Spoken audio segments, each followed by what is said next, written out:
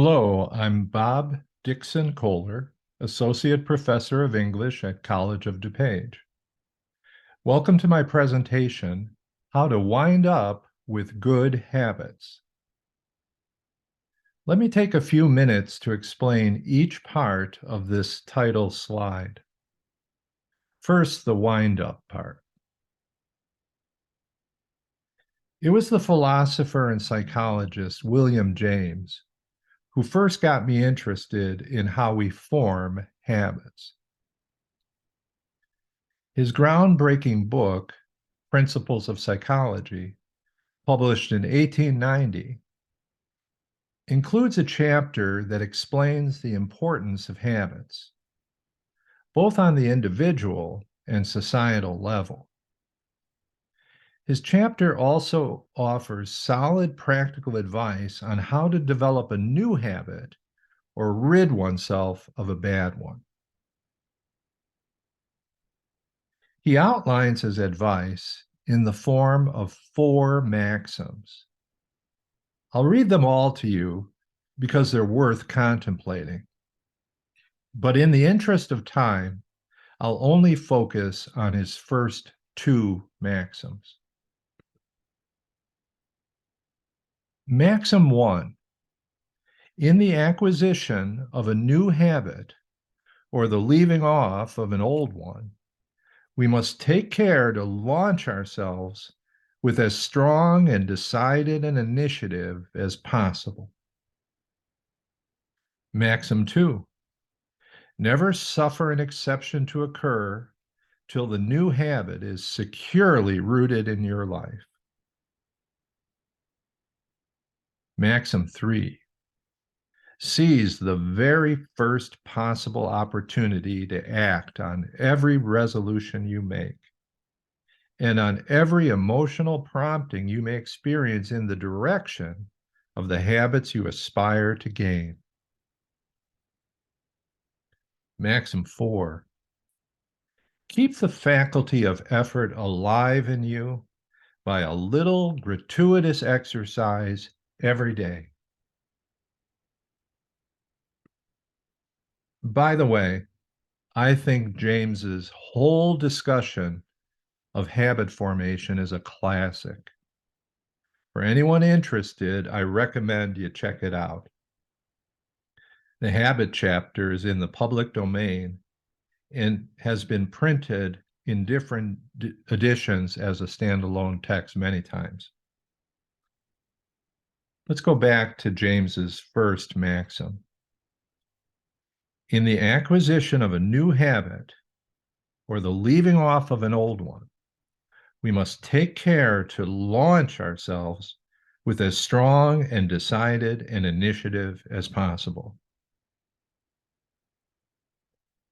Before starting on the work of forming a habit, we each need to ask ourselves the question, do I genuinely want to acquire this new habit? If the answer is yes, says James, then bolt right out of the gate, hard and fast, with unflagging determination. He elaborates more on this maxim. Accumulate all the possible circumstances which shall reinforce the right motives. Put yourself assiduously in conditions that encourage the new way. Make engagements incompatible with the old. Take a public pledge if the case allows. In short, envelop your resolution with every aid you know. In summary, James is saying, organize every aspect of your life so it nurtures the growth of your new habit. Here again is James's second maxim. Never suffer an exception to occur till the new habit is securely rooted in your life. Habit formation for James is a matter of physiology. It's the grooving out of a fresh channel in one's nervous system until the habit one wishes to gain becomes, little by little, second nature. James goes on to say, continuity of training is the great means of making the nervous system act infallibly right. He also issues a warning. Each lapse is like the letting fall of a ball of string, which one is carefully winding up. A single slip undoes more than a great many turns will wind again. His simile of a ball of string befits this year's Humanities Festival theme of unraveling. So that explains the wind-up part of my title. Now, what about the implementation intentions part? Implementation intentions, strong effects of simple plans, is the name of a landmark journal article written by psychologist Peter Gallwitzer. It was first published in 1999, then revised and updated about 10 years later. Early in his article, this highly regarded German social psychologist makes an important distinction between what he calls goal intentions and implementation intentions. First, let's talk about goal intentions. We'll look closely at implementation intentions a little bit later on. So on the left hand of the slide, you see that Gallwitzer describes goal intentions in this way. Goal intentions are the instructions that people give themselves to perform particular behaviors or to achieve certain desired outcomes. Expressed as a single sentence, it's a declaration. I intend to achieve goal X.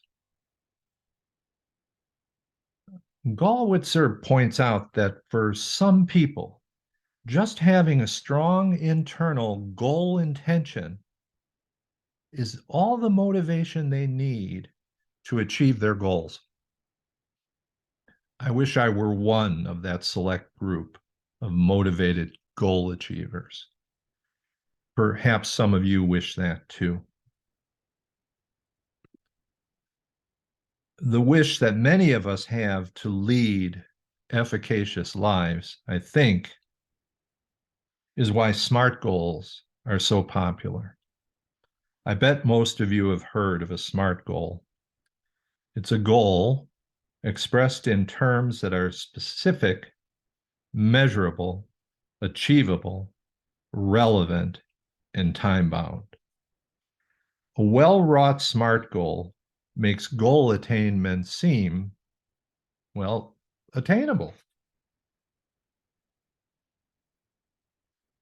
Since my presentation is about how to wind up with good habits, I'll illustrate the SMART goal approach to a habit goal.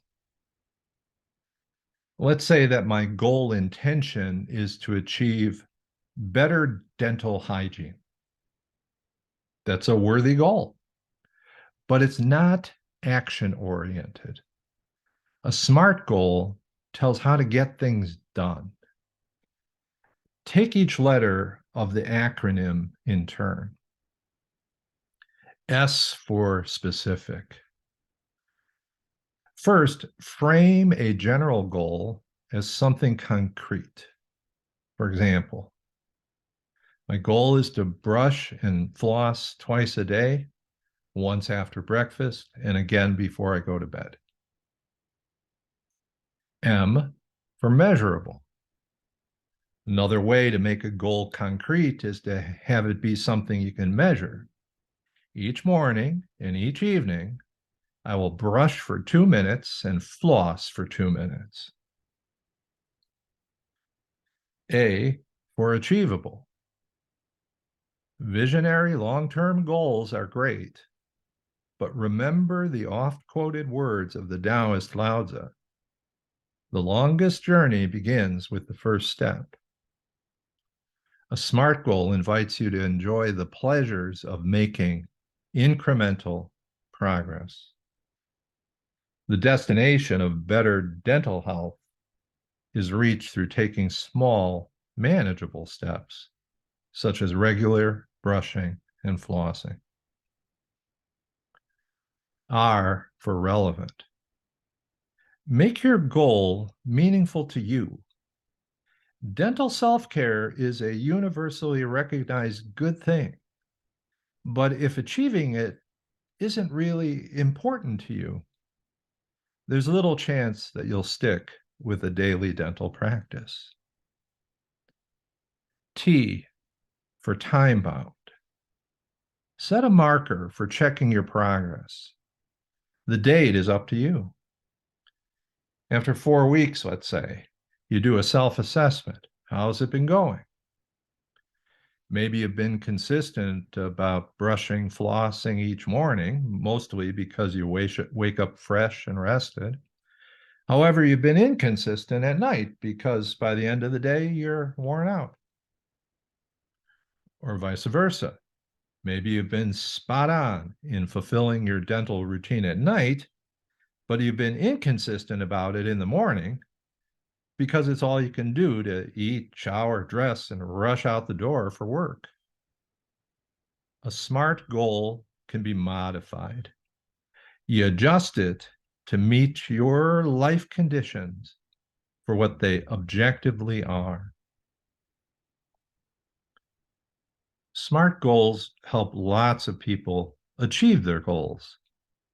And to repeat, some people, whether they form SMART goals or not, are just constitutionally good at converting their strong goal intentions into goal achievements.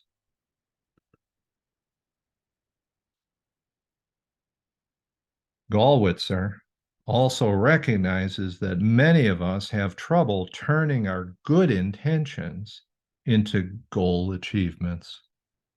He writes, when people encounter problems in translating their goals into actions, for example, failing to get started, becoming distracted, or falling into bad habits, they may strategically call on automatic processes in an attempt to secure goal attainment. Those automatic processes are at the heart of what Gallwitzer calls implementation intentions. Please look at the right side of the slide. Gallwitzer defines implementation intentions as if-then plans that link situational cues, that is, good opportunities to act, critical moments, with responses that are effective in attaining goals or desired outcomes. An if-then plan is expressed like a formula.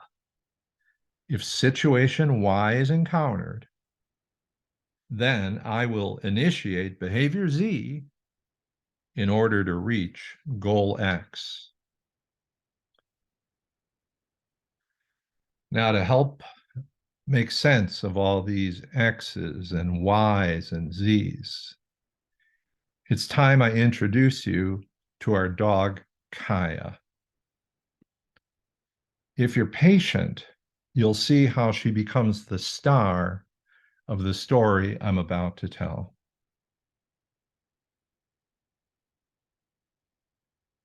Back in 2017, my wife got me a Fitbit fitness tracker. I was excited because, like tens of thousands of other people during that time, I wanted to participate in the walk 10,000 steps a day health improvement craze. My goal intention was straightforward and strong. I intend to walk 10,000 steps a day. But my efforts to achieve 10,000 steps a day were haphazard at best. It didn't take long before my pursuit of this habit goal got derailed. I'd miss opportune times to walk. I'd let my mood dictate whether I walked on a given day or not. I'd start to have second thoughts, to question whether walking was actually the best form of exercise for me. In just a couple weeks, I started to forget to strap my Fitbit on my wrist. The Fitbit ended up sitting on top of a dresser gathering dust. That is, until this year, 2023. My Fitbit is back on my wrist. I've revived my goal intention, and again, it is straightforward and strong. I intend to walk 10,000 steps a day. But different from 2017, this time, my goal intention has been catalyzed into action. 4 or 5 separate times a day, I walk at least 2,000 steps. At my walking pace, that's just over a 20-minute walk. While I don't always reach my 10,000 steps a day goal, I never walk less than 8,000 steps. Even that is at least double the steps I'd been walking before. I can't be certain what the future will bring, but I have high confidence that I will maintain this habit routine.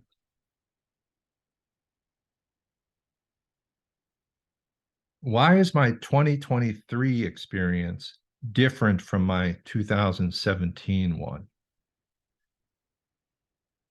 The difference is that I'm using an implementation intention to support the fulfillment of my goal intention.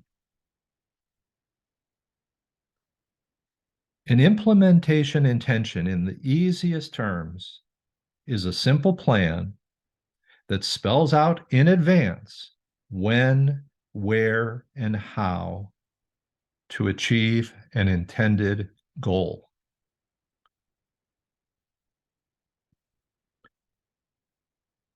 Look again at the implementation formula, which reads, if situation Y is encountered, then I will initiate behavior Z in order to reach goal X. And now we're back to Kaya. Here's how I've inserted our energetic dog Kaya into that formula. If Kaya needs a walk, then I will walk at least 2,000 steps in order to approach my goal of 10,000 steps a day. Let's break this down. Kaya is a cattle dog, an active dog. She needs at least a little walk a few times a day. In the language of the formula, she's the situation Y that I encounter. I could take her outside just long enough for her to do her business, but I realize that she represents a golden opportunity for me. Her need to walk is the critical moment I need to initiate behavior Z, which is to walk at least 2,000 steps. When this walking cycle repeats itself 3 or 4 times a day, I'm on my way to reaching goal X, which is to walk 10,000 steps a day. What has been exciting for me is to discover that on days when I can't reach my daily goal just by walking Kaya outside. I make up for any missing steps just pacing around my home, monitoring my Fitbit. That for me is the beauty of implementation intentions. My success in achieving the health goal of 10,000 steps is no longer dependent upon my variable moods or my tendency to get absorbed in other activities that cause me to miss good opportunities to walk. That's what doomed my efforts in 2017. My walking habit in 2023 has become what Gallwitzer refers to as an automatic process. I like how he phrases it here. Implementation intentions delegate action control to situational cues, thus endowing action control with features of automaticity. Kaya is my situational cue to keep walking. Thanks to my daily walking regimen, I feel more energetic, and Kaya is enjoying herself too. My anecdotal evidence does not constitute scientific proof that implementation intentions work. But maybe I have piqued your interest in this fascinating area of social psychology. Spend a little time inside the academic databases of COD's library, and you will find hundreds of studies that corroborate the benefits of forming implementation intentions. Let me close with this. The walker in Robert Frost's poem, The Road Not Taken, says that he took the road less traveled by, and that has made all the difference. For me, also a walker, my implementation intention, a simple plan with a strong health effect, has indeed made all the difference. Thank you.